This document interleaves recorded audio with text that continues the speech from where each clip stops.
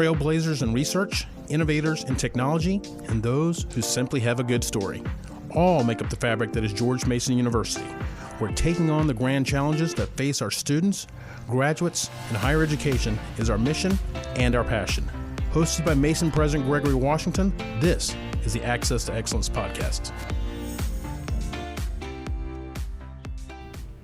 Welcome to a special edition of the Access to Excellence podcast. For this special Best of episode, we've compiled some of our most thought-provoking and compelling conversations with President Washington. We'll revisit discussions that are more relevant than ever, from the complexities of artificial intelligence and the science of space to the incredible capacity of humans, for both evil and good. But to begin, we should zoom out. As an R1 research institution and Virginia's largest public university, George Mason is organizing its vast research capabilities around what President Washington calls the Grand Challenge Initiative. He sat down with Andre Marshall, the Vice President for Research, Innovation, and Economic Impact at George Mason, to explain what that means for our community.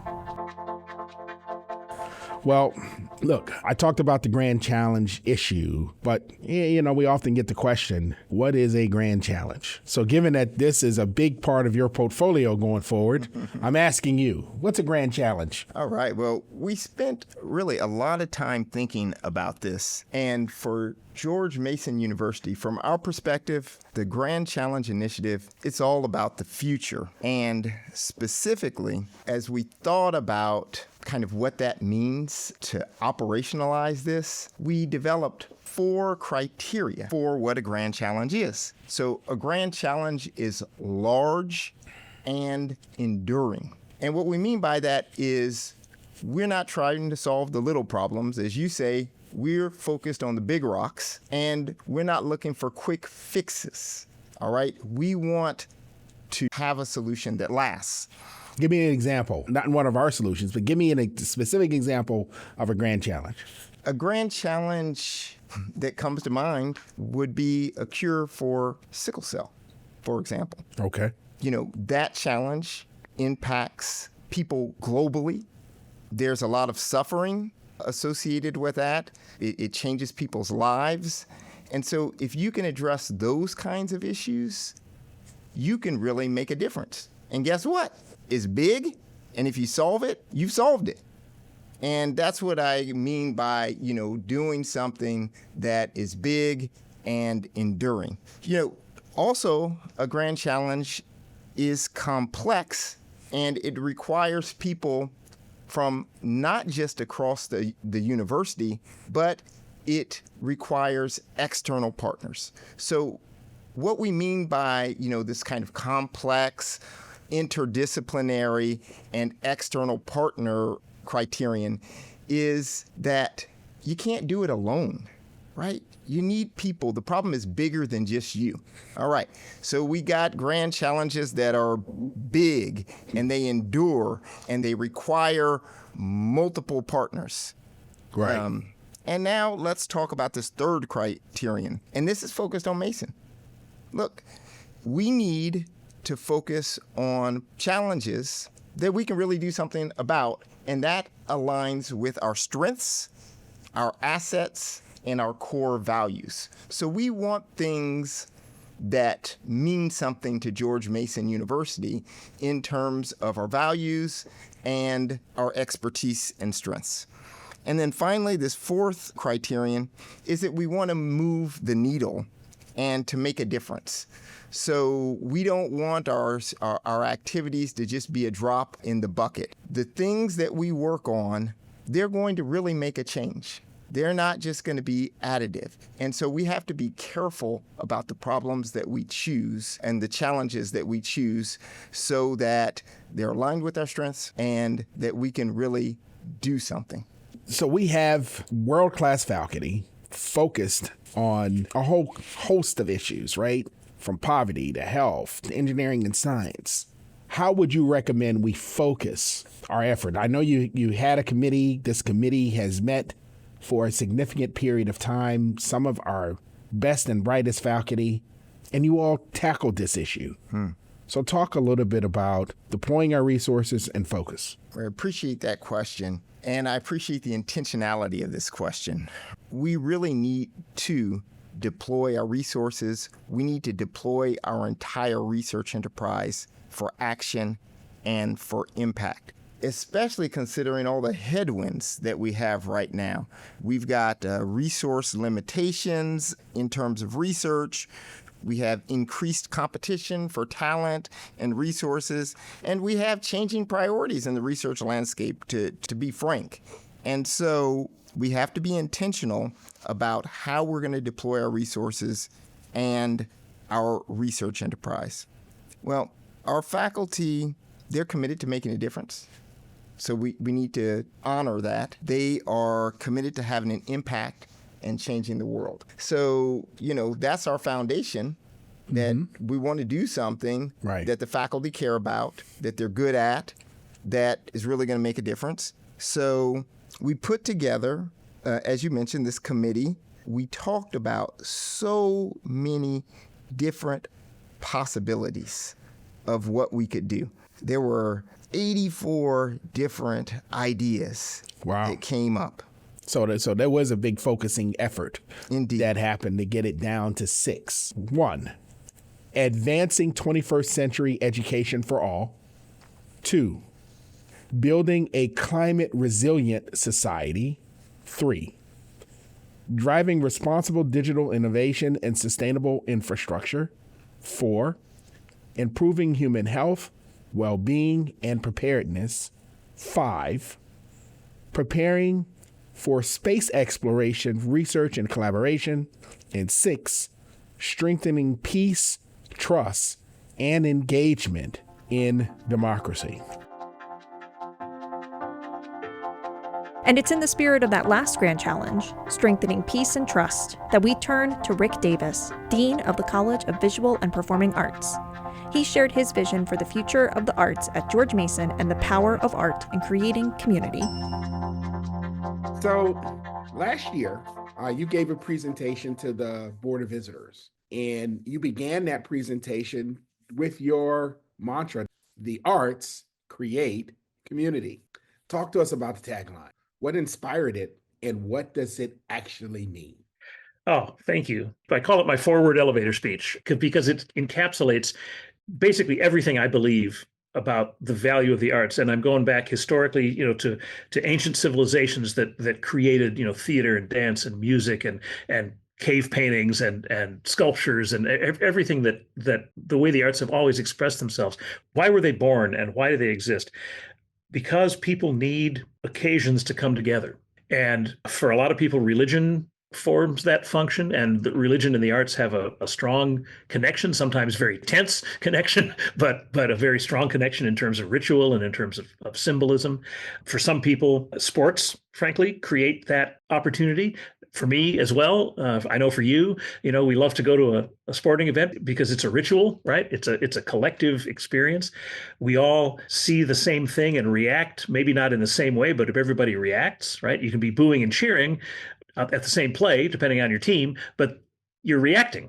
And you're reacting as part of a community. Same thing happens in a play or an opera. The same thing happens quietly in an art museum because people are walking by a painting or standing in front of a sculpture, and it catches them and it stops them. It interrupts their day a little bit. And great paintings, one person stops and then another person stops and then another person stops. And suddenly you get a little audience right in front. And it's amazing what happens there because everybody's concentrating on the same thing for a little while. In the case of a play, it might be 2 hours or 3 hours or God knows 4 hours. But the value of bringing people together in common contemplation or having a common experience, I think, is really vital to civilization. And I'm not being hyperbolic here. I think civilization requires opportunities for people to come together and witness things collectively and then form their own conclusions. But when you go to a play that's working, whether it's a comedy or a tragedy or anything in between, and you feel that unanimity or that variety, but also people breathing together, laughing together, crying together, you are part of a temporary community that actually reminds us all of our common humanity. Well, you can't talk about community without talking about the two pillars of bringing folk together in that community. And so I want to talk about them separately here, but what makes the Center of the Arts a critical part of the arts community for both George Mason and for the region? So the Center for the Arts in Fairfax is, of course, our signature facility here on the Fairfax campus, where we do the vast majority of our instruction. The Center for the Arts was created out of the mind of President George Johnson, quite literally, and his wife Joanne, to say, let's put George Mason on the map as a place where the arts are happening. And how are we going to do that? Because we don't really have big arts programs yet. So we have to bring the world to Fairfax. We have to bring Yo-Yo Ma to Fairfax. We have to bring Michael Feinstein to Fairfax. We have to bring these incredible artists. Roberta Peters, Denise Graves, great top level artists, right? Who came to and are still coming every year to Fairfax. And that was something that changed the campus culture.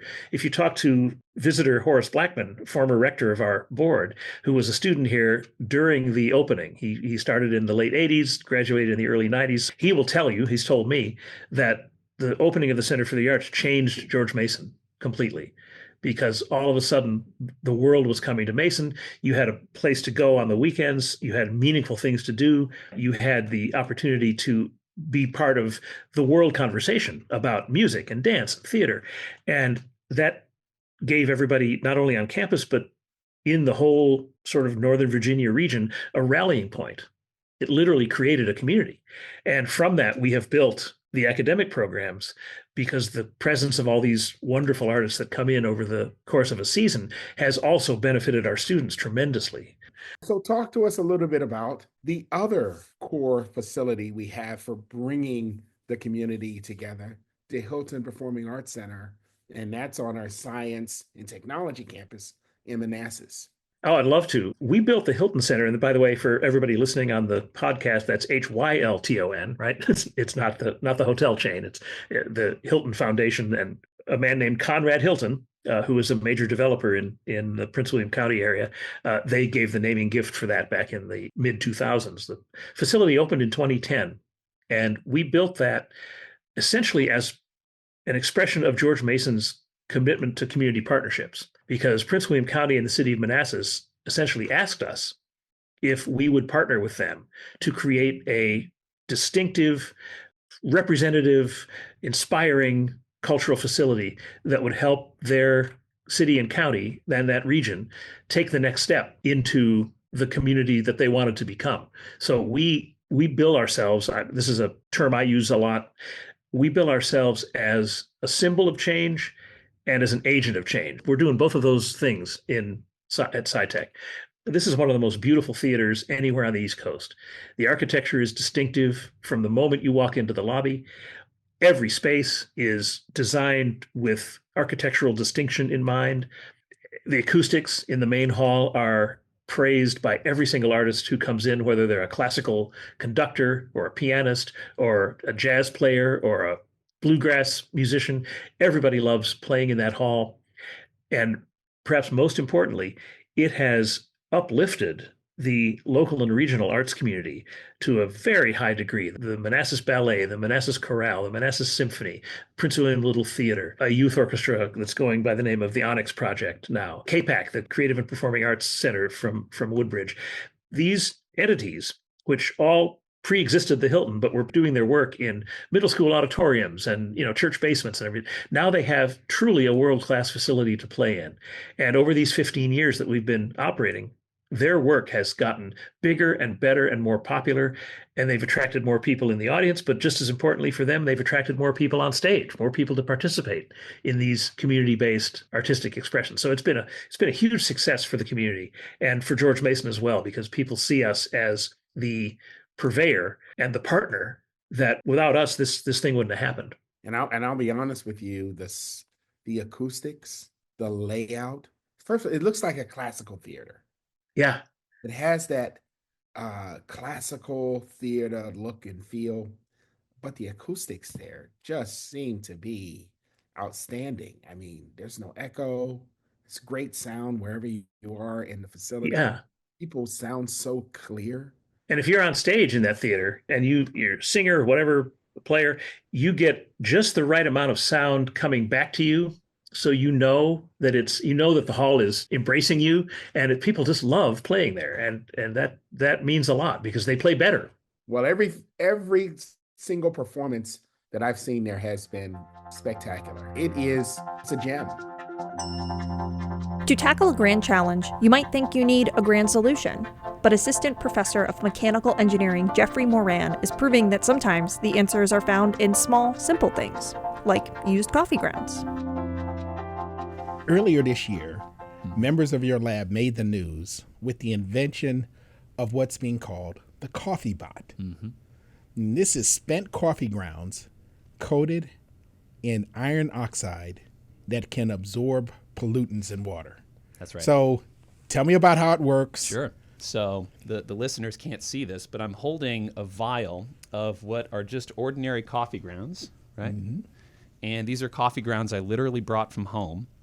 And now spent coffee grounds, which means they've been used. That's correct. That's even better. That's correct. Okay. Yeah. And by one estimate, we throw away about 23 million tons of spent coffee waste per year. Much of that is being sent to landfills, although increasingly I'm heartened to see that places like Starbucks are making just bags of the stuff available for folks to use for compost. Okay. So I've got a vial of spent coffee grounds here, and in my other hand I have a magnet. Now, if I hold the magnet up to the vial, nothing interesting happens. Coffee is not magnetic. However, if I have another vial here, these also look like spent coffee grounds. They are, but they've been coated in, as you said, iron oxide, which is the main chemical constituent of rust. So we sometimes call these rusty coffee grounds because in a real sense they are rusty. And if I hold the magnet up, I don't know if you can see, and for the listeners, the coffee grounds, once they've been coated in the iron oxide particles, they will actually follow the magnet. So I can make them go wherever I want to by holding up a magnet to it. So the essence of what we did was develop a safe and eco-friendly approach to coating the coffee grounds with these little tiny bits of rust. So what does that do for us? Well, it does two important things. First, it allows us to use a magnetic field. You asked how they move. It allows us to use a magnetic field to drive them through the water. So for now, we're just propelling them with the external magnetic field. Okay. We can come back to that in a second. We're looking at ways to improve upon that. And one of the things we demonstrated was that moving coffee grounds will actually remove pollutants from water more efficiently than stationary ones do. And this makes intuitive sense because, in a sense, the moving coffee grounds encounter more pollutants per unit time than stationary ones do. So we demonstrated 3 different pollutant types. Methylene blue, which is kind of a stand-in for a chemical pollutant, but methylene blue itself is a textile dye that has some negative health effects that is itself a pollutant of concern in some areas of the world, particularly where textile production is common. Oil spills and microplastics. Those are additionally pollutants of concern. So both of those are problematic. Absolutely. Today. Absolutely. Oil spills and microplastics. So much so, fish today have an incredibly large amount of digested That's right. microplastics in their systems. Potentially we do too. Potentially, and because there are so many consumer products that contain plastic, they make their ways into waterways, right? And eventually in some areas, it probably varies significantly. I haven't seen the statistics, but definitely lots of different forms of life are consuming these microplastics. And I want to say, this is not my area, but I think we're still, as a community, figuring out exactly what the health effects are, but they're definitely something to be concerned about for sure. So we demonstrated that we can remove each of those 3 types. So microplastics, oil, and methylene blue, blue as a model for a dye. Methylene blue is a textile dye. I see. Yeah, and it's blue, as the name suggests. Right. And that was convenient because then it's very straightforward to monitor how much of the methylene blue we've removed at any given time, because you can use an instrument that essentially looks at how much blue light is being absorbed. You can use essentially the intensity at a certain wavelength to determine how much of the dye is left. So it was partially out of convenience that we chose that.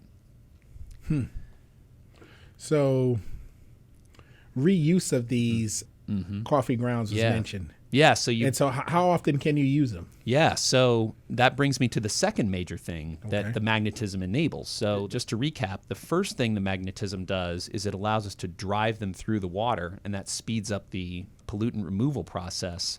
The second thing it does is it allows us to take the magnet and pluck the coffee grounds out of the water after the treatment is complete. What we do next is rinse it off. We can rinse the pollutants off, and we do still have to dispose of the pollutants elsewhere. That is a separate issue that is, for now, tangential to the work that we're doing. We're mainly focusing on removing them from the water, but that is something that you do still have to do something with the oil or with the microplastics, and that's something that other researchers are working on. So then, after you rinse them, we typically rinse them with an organic solvent like acetone. Acetone works pretty well. And then you can actually drop them back into the water. And we showed in the journal paper we published on this that you can reuse them at least 4 times with a minimal reduction in pollutant removal efficiency. So we haven't gone beyond that, but based on how well the first 5 trials went, and this is true, by the way, with each pollutant class, with dyes, oils, and microplastics, we have reason to believe that you could go further. So let me get this straight, because I want to make sure that the folk out there see the depth and the profoundness of what you are stating. Spent coffee grounds coated in iron oxide can be dropped into, say, an oil spill. Absolutely. And the coffee grounds will attach themselves to the oil. That's right. You have a process for then pulling those grounds, separating those grounds with the oil on them from the water. The oil is rinsed off where it can be disposed. You throw the grounds back out to repeat the process, and you can do it up to 4 times. 5 times total. Right, so 4 reuses. 4 so reuses, so 5 5 times total total. uses. That's Amazing. You nailed it. That's Amazing. exactly right. From the smallest coffee grounds to the vast expanse of space, George Mason faculty are stretching our imaginations of what lies within the cosmos. Anna Maria Barea, an associate professor of computational and data sciences, studies the intersection of data sciences, economics, and astrobiology. And it's that last field that led President Washington to ask the question we've all wondered about at some point. What are the chances of intelligent life beyond Earth? So let's start with your work at NASA. You were selected to participate in an independent study on UAPs, or Unidentified Anomalous Phenomenon. Our listeners are probably more familiar with the term that I grew up with, which is UFOs, unidentified flying objects. So can you explain the difference between these terms, and what is the rationale behind the change in terminology? Sure. So UFOs comes from unidentified flying objects, which was the original term that the community and the public used for several decades after the 40s, when we had allegedly the first observation of what more popular was called the flying saucer, right? But to get things more serious and into the scientific realm, scientists decided to change the name into unidentified anomalous phenomena, which is not necessarily about flying phenomena, right? So these can be any type of unidentified phenomena, maybe coming from the sea or subsea. Most of them might have been observed in our atmosphere.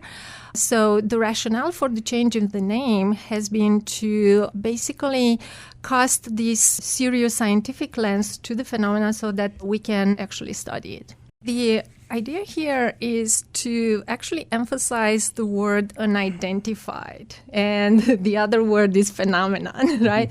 So I'm a scientist at the core. So for us in science, whenever we see something that we cannot explain or understand, we want to cast the scientific method and to try to understand this phenomenon. So it's science that draws that unidentified to identified, right? So what we have in the middle, whether it's anomalous, whether it's flying, whether it's terrestrial, whether it's under the sea, that is a different story. So that pegs to where that observation has been made. Understood. So you are also affiliated with the SETI or SETI Institute, commonly known as the Search for Extraterrestrial Intelligence. Can you tell us a little bit more about that institute and a little bit more about your work? Yeah, sure. So I've been affiliated with the SETI Institute for a few years now. Since before I was in the independent study panel with NASA, because the Institute is looking at all aspects of alien life. So we are not talking about little green men. What we are talking about is microbial life that can potentially be on other planets or moons within our solar system or outside of our solar system, and also potential intelligent life, which can also be potentially within our galaxy. So the SETI Institute actually has two different axes of study. One is with respect to biosignatures, as I was mentioning, microbial life, whether it's current or past, on planets like Mars or on the moon like Europa. And this October we have Europa Clipper that is going to launch to study that further, or Titan, right, which is the moon of Saturn.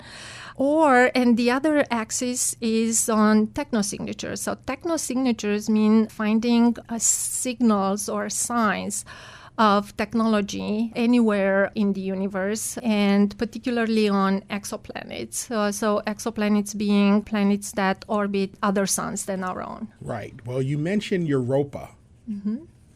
What is Europa and why is it important? Right. So Europa, it's what's called an icy moon. So that means that with some past missions that were just doing flybys Jupiter and the moons of Jupiter, they observed that Europa is enveloped in an ice crust. But underneath this ice crust, there is a very vast ocean.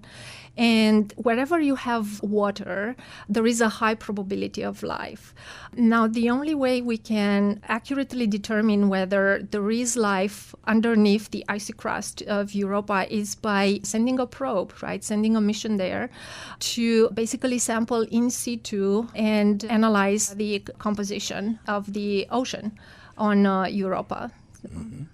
So Europa is one of the high probability candidates when it comes to finding these biosignatures within our solar system. So Europa is one, Io is another one, which is another moon of Jupiter, and Titan is another one. And there will be another mission called Dragonfly that will launch probably late in the 2030s and look for signals of life on Titan, which has oceans of methane. Outstanding. So any plans or analyses or studies in the works to look at planets outside of our solar system? Yes, so that is the main purpose of the James Webb telescope. So the James Webb telescope is sampling through spectrometry the exoplanetary atmospheres on these exoplanets that orbit suns that are not our own sun, right? Okay. And through the composition of these atmospheres, scientists try to determine whether some of those chemicals or combinations of chemicals can be produced by biological processes, right? So you can infer from the composition of the atmosphere if there can be life on that planet. So going back to your question about my affiliation with the SETI Institute, it's actually then when my affiliation with the Institute came about, when I was part of this project with Frontier Development Lab, where we simulated the exoplanetary atmospheres based on metabolic networks. Okay. So finding metabolic networks on the surface of a planet, how will how will they change the composition of an atmosphere on that exoplanet, right? And we created lots of simulations and tried to understand what kind of combinations we can have at the micro scale on the surface of the planet in these metabolic networks, and the macro scale with respect to the planetary atmosphere. Okay, so let me take that question to the next step.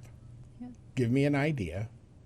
Give me your thoughts on intelligent life on other planets. With respect to intelligent life, and actually even the other life, are we talking about simultaneous life that exists right now, living, versus past versus future? I'm talking about right now. Right now, simultaneous with us. Right now, So for that, I actually have a low probability for that. We have the Drake equation, Okay. which actually is a good heuristic or indicator for us in how we can calculate these probabilities. And with the Drake equation, while we might have lots of planets within or exoplanets within the habitable zone, where life can develop and emerge, there is an entirely different question with respect to whether that life can evolve into intelligent life. That's one step. The next step would be, can that intelligent life evolve into a life that can create technology, right? Because maybe they won't, right? Right. But just with respect to intelligent life, we actually don't know that because we only have a sample of one, right? I know. So, but let me throw out some numbers, and you tell me where I'm off. All right. We know that there is an estimated about 100 billion galaxies. That's right. Yeah. Okay. Each galaxy, each single galaxy has billions of stars, as does ours. And each of those stars has, in many sense, lots of planets on those individual stars, right? 100 billion galaxies, billions of stars, each with most likely multiple planets. And so if you use the Kepler data alone, it estimates 300 million habitable In the planets habitable with zone, yes. environments Yep. not too different from Earth. That's right. 300 million. And Yeah. out of those 300 million planets, your estimate is very low For for intelligent life. intelligent life. Yeah. So my So estimate help me. is So really help me to understand why that, because the numbers tell me that by golly, there's got to be intelligent life. So your numbers are correct in saying that the probability for life is high in generic. But now, I'm again, not talking about amoebas and protozoans. I'm talking right, about human-like, right? Yes. Yeah, intelligence, right? But again, evolutionary processes require millions and millions of years, right? But we're the a young question, galaxy. Yes, but the question is more about, are we early in the evolution of emergence of intelligent life versus are we late on that, right? If we are talking about galaxy times. So the question is whether they are simultaneous with us, right? And at the same level or similar level of intelligence with us. So that is actually a lower probability. Yeah, I hear you. We think we're smarter than what we are. I'm telling you right now, my estimate is that it is a high probability of intelligent life. Last, but certainly not least, let's revisit an old-fashioned crime story. Mary Ellen O'Toole is a professor and director of the Forensic Science program, and as a former criminal profiler, she's helped capture, interview, and understand some of the world's most infamous people, including Gary Ridgway, the Green River Killer, and Ted Kaczynski, the Unabomber. Not often do we get to talk to someone who engaged the Green River Killer and the Unabomber. So how do you profile somebody? And did you find out anything interesting with these individuals? When we profile somebody, it means that we study their behavior from a crime scene. So, for example, in the Green River Killer, he killed for a long time before he was identified. He killed in the 1960s, 1970s, 1980s, 1990s, and the early 2000s. That's a lot of murders. Yes. That's a lot of murders, and it's a lot of time to fly under the radar screen. So that task force was looking for him for all of those years, and it became important to understand how did he get away with it, because there are other cases where they get apprehended pretty quickly. Recently, there was a serial killer in L.A. who killed 3 people over the course of a couple of days. He got arrested quite quickly. Green River, however, decades. And one of the reasons that he did is because he lived a normal lifestyle. He was married, he had a child, he went to church, he had a regular job for some 30 years. So people thought when he was arrested, it couldn't be this guy because he's my neighbor and he's very normal. But what we do, we looked at all of Gary Ridgway, who is the Green River Killer, we looked at all of his murders, and he left his victims outside at outdoor crime scenes. And in fact, some of the remains of the victims were not found for decades because he was very efficient at being able to hide the bodies or dump the bodies in a way that prevented them from being found. And of course, over the 60s, 70s, 80s, and 90s, we simply did not have the technology from a forensic perspective to be able to do a lot with those crime scenes. Now times have changed and we can do a lot more. But when I first met him, I became part of the task force out in Seattle. When I first met Gary Ridgway, I was really surprised by how normal and engaging that he was. And to look at him, there's no way that you would know what he did. I mean, you'd sit next to him on Metro, and you would never know that he was the most prolific serial sexual killer in U.S. history. But somehow you profiled him, so you knew. If you sat by him on that train, would you know? Could you have said something to him or asked him a question that would say to you, okay, I'm starting to get some eerie feelings from this guy? What I'm going to tell you may not click for a lot of people, but the one thing that is present in most of these serial sexual killers, and I say that specifically because a serial sexual killer, that's their motivation for murder. It's for sexual purposes. They meet the criteria of the psychopathic personality disorder. The old term is sociopath. The new term is psychopath. And part of the psychopathic structure is that these individuals have the ability to show you what we call snake eyes, which means their eyes are very normal a lot of the time. But when you're interviewing them, or they're angry at you during an interview, or they don't like something that you've said, their eyes transform into what we call snake eyes. Their eyes lose their color, they go at half mask, and when you see it, it makes the hair on the back of your neck stand up. And if I saw someone in public, and I have a couple of times, that makes that transformation to snake eyes, then I know stay away. And I saw that with Gary Ridgway a lot. If I said something to him that he didn't like, he would lose the eye color from his eyes, and his eyes would become coal black, and they would be at half mask. And I know those were the eyes that his victim saw right before they murdered him. And we know it's a neurological issue. We don't have a lot of information on why. We just know that it's present in psychopathic individuals. So, do you help train students now to profile? Actually, I do. And we're starting some pretty neat new initiatives that will allow us to do even more of that, because I do have a group of students that want to go take their expertise more into the behavioral area, and they see the value of it. So I have a class right now where students are learning how to study crime scenes from a behavioral perspective and then analyze the behavior. And then from that behavior, what they do is they explain who's the offender, what kind of an offender would have committed a crime like this. And in fact, in the small semester, this time I gave them 3 cases to analyze. And one of them was D.B. Cooper, never solved, jumped out of an airplane with $200,000. We never found him. They're still looking for him, right? This is Still looking for him. Never found him. So some of the students get that case. Another group, they get the Marilyn Monroe case. Marilyn Monroe was determined to have died as a result of suicide. Not so sure about that. And then the third case that my students work on just for their midterms is the Black Dahlia case.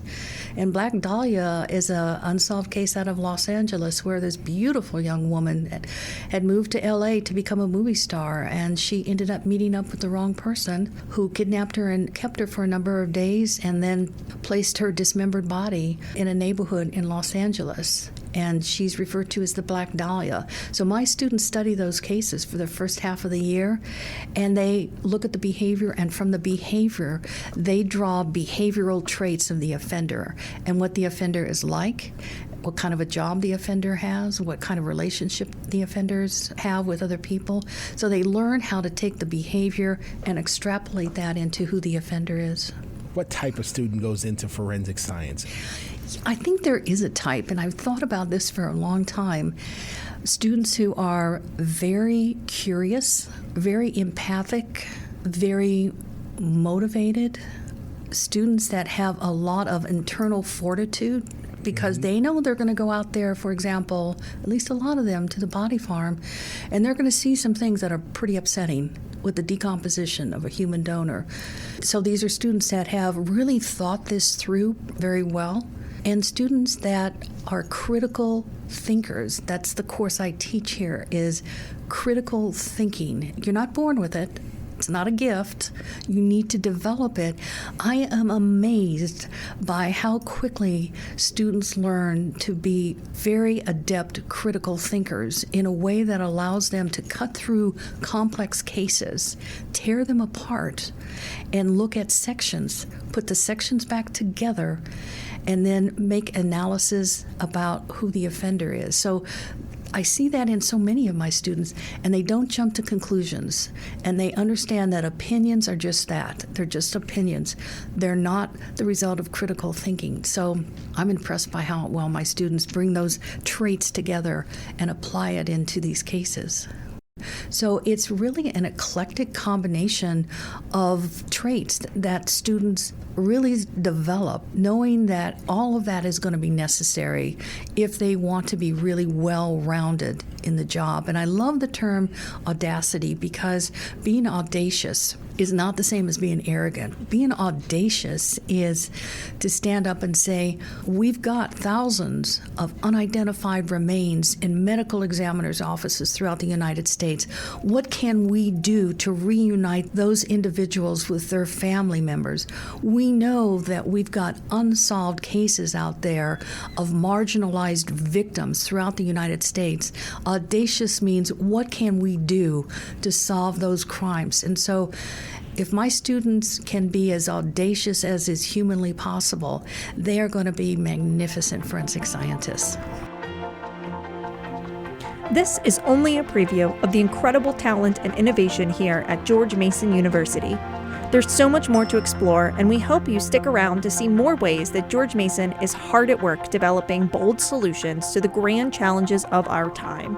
On behalf of President Gregory Washington, thanks for listening, and tune in next time for more conversations that show why we are all together different.